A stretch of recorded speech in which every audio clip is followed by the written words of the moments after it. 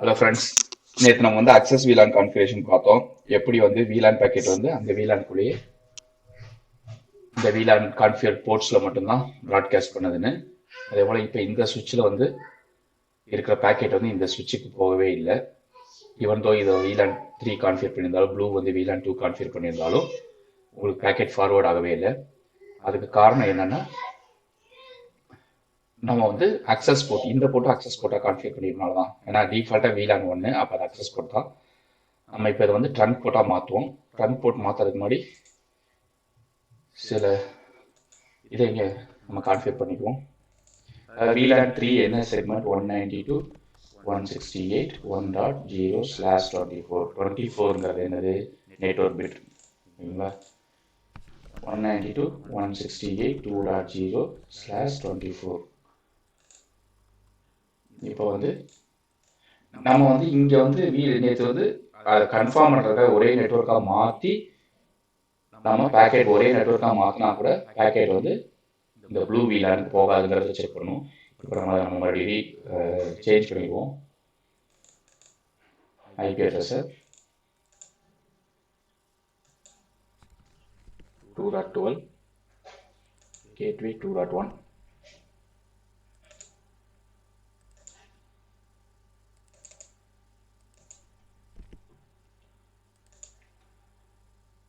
இது வந்து இப்படியே இருக்கட்டும். இப்போ இதில் இருக்க எல்லாத்துக்குமே இதை எடுக்கப்புறம் நான் கேட்வே எதுக்குமே அசைன் பண்ண போகிறது இல்லை. ஏன்னா கேட்வேனாவே நமக்கு லேயர் 3 ரவுட்டிங் வேணும்.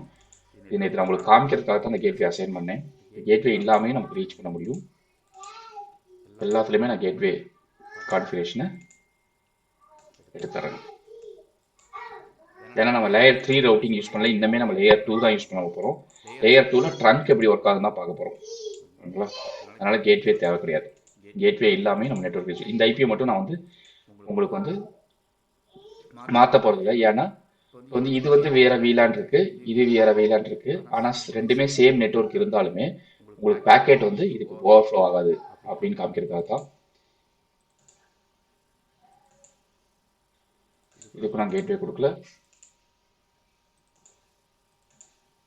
இதுக்கு நான் கேட்வே கொடுக்கல. நேற்று வந்து நம்ம வந்து இதுவும் சேம் ஐபி கொடுத்துருந்தாலுமே பேக்கெட் ரெஸ்பான்ஸ் இப்போ இந்த இதுல இருந்து பின் பண்ணிங்கன்னா எங்க இருந்து ரெஸ்பான்ஸ் வந்துச்சு, இந்த பேக்கெட்ல இருந்து ரெஸ்பான்ஸ் வந்துச்சு. இதுக்கு ஓவர்லாப் ஆகல. ஏன்னா இது ரெண்டுமே டிஃப்ரெண்ட் VLAN. இப்போ இதே 1.13 ஐபி இதுக்கு நீங்க கொடுத்தீங்கன்னா ப்ராப்ளம் வரும். இப்போ நான் ஒரு உதாரணத்துக்கு 1.13 இதுக்கு நான் கொடுக்குறேன். பாருங்க, this is already used in the network.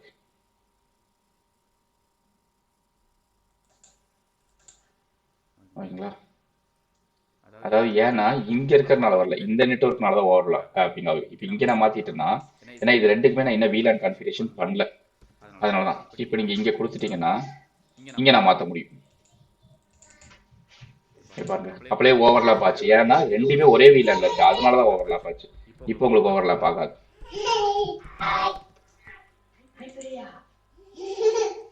1.13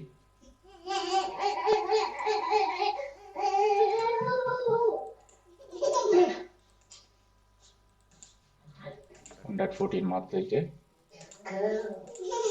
இப்போ மாற்றலாம். 1.13 கொடுத்தா ஒர்க் அவுட் ஆகும். ஏன் 198.68 1.13 ஒர்க் ஆகுது? இப்போ உங்களுக்கு கான்செப்ட் புரிஞ்சிருக்குன்னு நினைக்கிறேன். இப்போ வந்து இது வந்து ஜஸ்ட் டெஸ்டிங்காக தான் பண்ண போகிறேன். 2.14 தான் நான் மாற்ற போகிறேன்.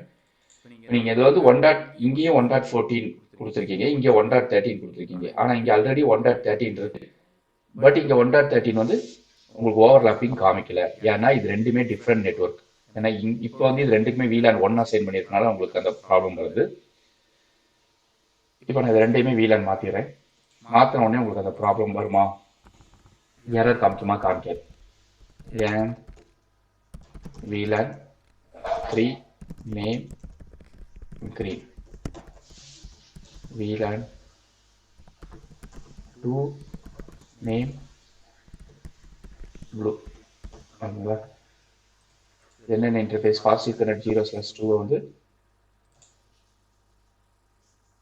VLAN 2ல கான்ஃபிகர் பண்ண போகிறேன்.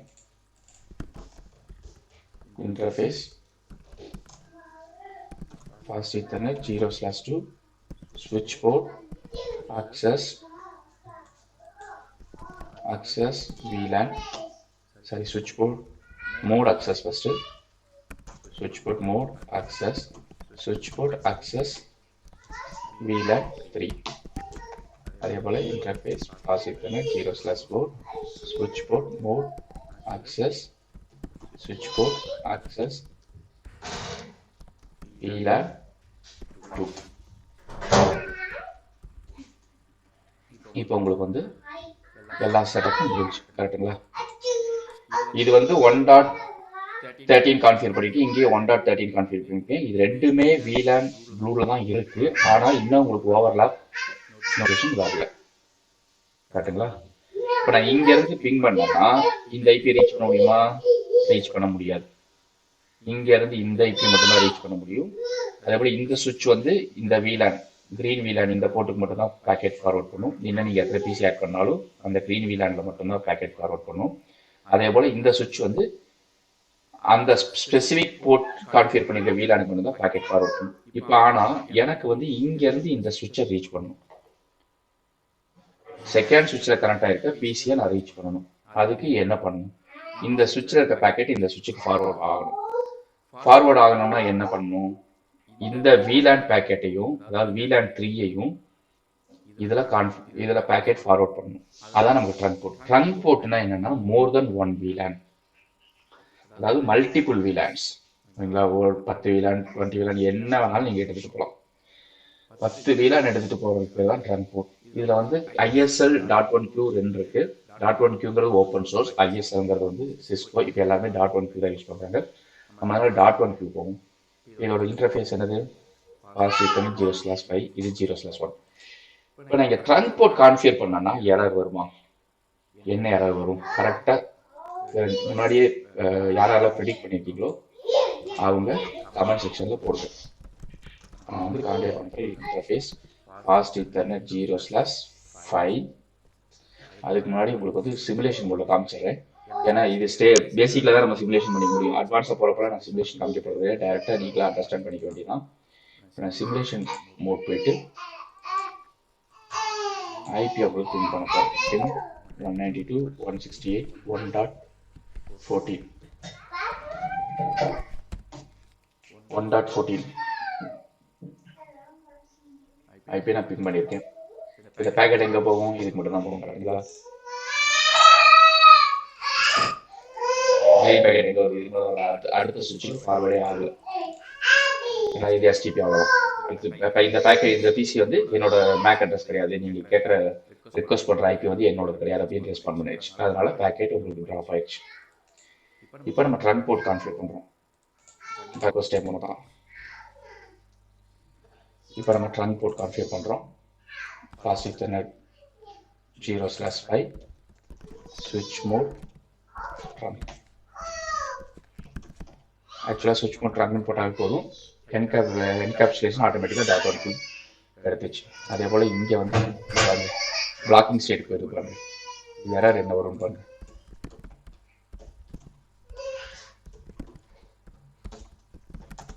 Interface fast Ethernet 0/5.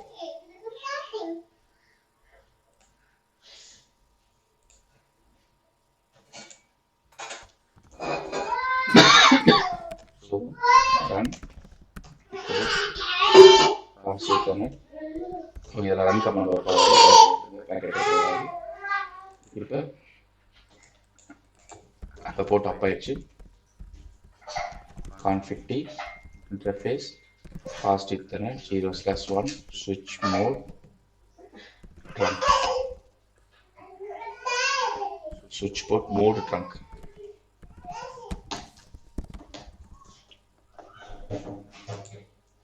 இப்போ நான் இந்த சுவிட்சை பிங் பண்ண முடியுமா? Simulation mode போய்க்கும். 1.14 இந்த பேக்கெட் உங்களுக்கு அந்த சுவிட்சுக்கு வருது. இப்போ இது எந்தெந்த ஃபார்வர்ட் பண்ணும்? பிசி 2க்கும் சுவிட்ச் 2க்கும் ஃபார்வர்ட் பண்ணும். ஃபார்வர்ட் ஆகுங்களா? இப்போ இது எங்கே ஃபார்வர்ட் பண்ணும்? பிசி 0 இதுக்கு மட்டும்தான் ஃபார்வர்ட் பண்ணும். ஏன்? இது மட்டும் இந்த பேக்கெட் இங்கேருந்து அங்கே போன உடனே VLAN அன்டாக்கிங் நடக்கும். இந்த ரிசீவ் ஆன பேக்கெட் வந்து VLAN 3யோடது அப்படின்னு சொல்லிட்டு VLAN 3 எந்தெந்த போர்ட்ல அசைன் இருக்கோ அந்தந்த போர்ட்டுக்கு மட்டும்தான் பேக்கெட் ஃபார்வர்ட் பண்ணுவோம். இப்போ உங்களுக்கு பேக்கெட் ரிசீவ் ஆயிடுச்சு, பேக்கெட் ரெஸ்பாண்ட் பண்ணியாச்சு, ஓகேங்களா? பேக்கெட் ரிட்டர்ன் வந்தாச்சு, ஆர்க் டேபிளில் என்ட்ரி போட்டாச்சு. இப்போ ஐசிஎம்பி பார்த்தீங்களா, ஆர்க் டேபிள் என்ட்ரி டிக் வந்துச்சு IFTP பேக்கெட்.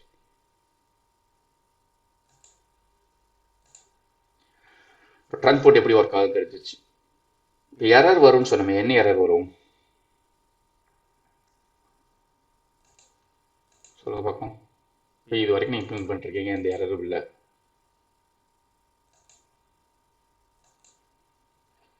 இது நம்ம சிமுலேஷன் மோடில் ரியல் டைம் போயிடுவோம். பிங் ரெஸ்பான்ஸ் வந்துச்சா, பிங் ரெஸ்பான்ஸ் வந்துச்சு. எப்படி வந்துச்சு, ட்ரங்க் போர்ட் எதுக்குமே கேட்வே கொடுக்கல, நல்லா பார்த்துங்க, எதுக்குமே நான் கேட்வே கான்ஃபிகர் பண்ணல. ஆனால் இங்கே இருந்த சுவிட்சில் இருக்க பிசி வந்து நெக்ஸ்ட் சுவிட்சில் இருக்க பிசியை வந்து ரீச் பண்ண முடியுது. மேபி இது வந்து ரியல் டைம் சினாரியோ நீங்கள் எடுத்துக்கிட்டிங்கன்னா, இது வந்து ஃபர்ஸ்ட் ஃப்ளோரில் இருக்க சுவிட்ச், இது 10th ஃப்ளோரில் இருக்க சுவிட்ச். ஒரு ஃப்ளோர்லேருந்து இன்னொரு ஃப்ளோரில் இருக்க யூஸரோட டெஸ்க்டாப் எப்படி ரீச் பண்ணுறது அப்படிங்கிறதுக்கு இது ஒரு எக்ஸாம்பிள். லேயர் 2 வழியாகவே லேயர் 3க்கு போகவே இல்லை. இப்போ நான் இங்கேருந்து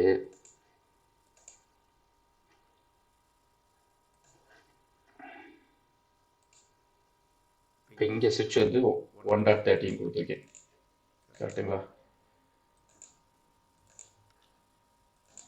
ப்ளூ VLAN இந்த சுவிட்ச் பார்த்தீங்கன்னா 1.13 கொடுத்துருக்கு. இப்போ ரீச் பண்ண முடியுமா? பிங் 192.168.1.13. இது ரீச் ஆகுது எந்த பேக்கெட், இங்கேருந்து ரீச் பண்ணுறீங்க. இதுக்கு 1.13 தான் கொடுத்துருக்கேன். பிங் 192.168.1.13 இதுவும் ரீச் ஆகுது, 15 மில்லி செகண்ட்ஸ் வருது. இப்போ நம்ம வந்து ரெண்டுமே ஒரே ஐபி கொடுத்துருக்கோம், கரெக்டுங்களா? இப்போ 1.13 ரீச் பண்ணுறேன், ஐசிஎம்பி அது செல்ஃப் பேக்கெட் தான், அந்த இதுக்கு போகவே இல்லை. அதே போல் இங்கேயும் நீங்கள் பிரிண்ட் பண்ணுறீங்க,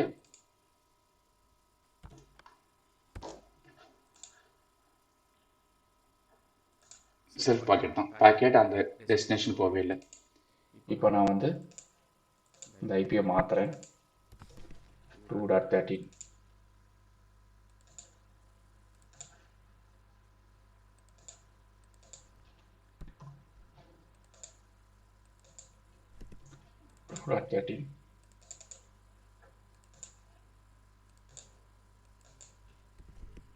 கொடுத்துட்டேன். இங்கே கேட்வே கொடுத்துருக்கேன், கேட்வே எடுத்துருவோம். கேட்வே தான் ப்ராப்ளம், கேட்வே கொடுத்தனால அது அப்படியே அங்கே ரெஸ்ட்ரிக்ட் ஆகிடுச்சு பேக்கெட்டு. இப்போ 2.13 இதுக்கு மாற்றிருக்கேன், ரியல் டைம் போயிடுவோம். இப்போ இங்கே வந்து 2.13 அசைன் பண்ண முடியுமா, அசைன் ஆகிருக்கு.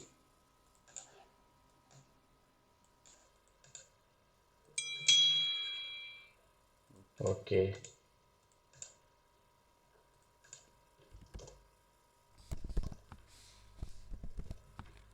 பிங் 192.168.2.13.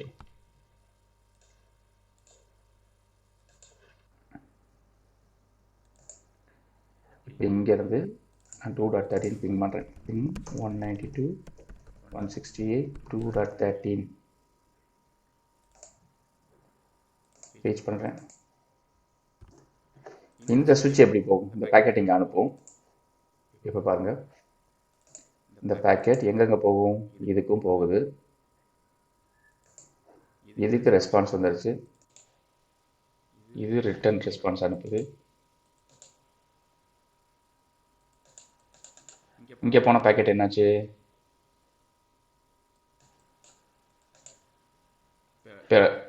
ஆர்ப் என்ட்ரி இது டேபிளில் ஆட் ஆயிருக்கு,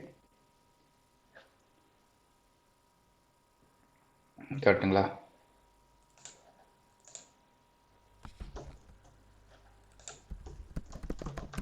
clear MAC address table clear பண்ணிட்டேன். இங்கே வந்து IP 2.13 correct, VLAN 2, so VLAN brief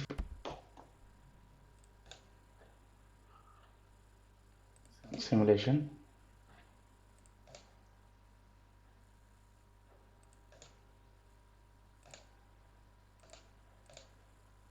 PC4 போங்க.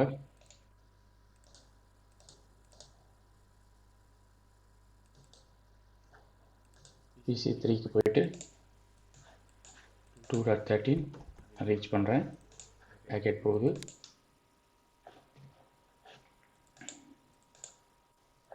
இப்போ நல்லா பாருங்கள், பேக்கெட் இங்கேயே அனுப்புது, இங்கேயே அனுப்புது.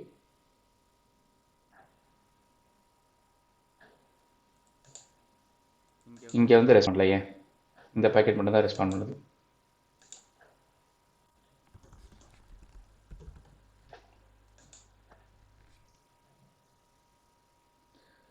இப்போ ட்ரங்க் போர்ட் கான்ஃபிகரேஷன் உங்களுக்கு எப்படின்னு புரிஞ்சிருக்கும். ஆனால் இப்போ நீங்கள் பார்த்தீங்கன்னா ரியல் டைமில் வந்து இந்த 2.13 இங்கேயும் சேமாக நம்ம அசைன் பண்ண முடியாது. ஓகேங்களா? ஆனால் இங்கே அசைன் பண்ணி எடுத்திருக்கு. பட் பேக்கெட் ஃபார்வர்ட் ஆகுது. இங்கே வந்து பேக்கெட் ஃபெயிலியர் நோட்டிஃபிகேஷன் வருது. இது கரெக்டாக யாராவது கேப்சர் பண்ணிங்கன்னா எனக்கு கீழே கமெண்ட் செக்ஷன் போடுங்க. நான் உங்களுக்கு வந்து இது பின்னாடி எக்ஸ்பிளைன் பண்ணுறேன். இது ட்ரங்க் போர்ட் எக்ஸ்பிளைன் பண்ணுறதுக்காக சொன்ன வீடியோ தான். பட் இப்போ வந்து உங்களுக்கு ஒரு சேலஞ்ச் ஆட்டா 2.13 இங்கேருந்து ரீச் பண்ணிங்கன்னா ஏன் இந்த 2.13 தான் பின் பண்ணுது? இந்த ஐபியும் 2.13 தான் நம்ம கொடுத்துருக்கோம். ஆனால் இந்த ஐபி ரீச் ஆகலை ஏன் அப்படிங்கிறத கரெக்டாக கமெண்ட் பண்ணுங்கள். இல்லாட்டினா இன்னொரு சினாரியை வச்சு நான் உங்களுக்கு பின்னாடி எக்ஸ்பிளைன் பண்ணுறேன். தேங்க்ஸ் ஃபார் வாட்சிங் த ஃபுல் வீடியோ. பாய்.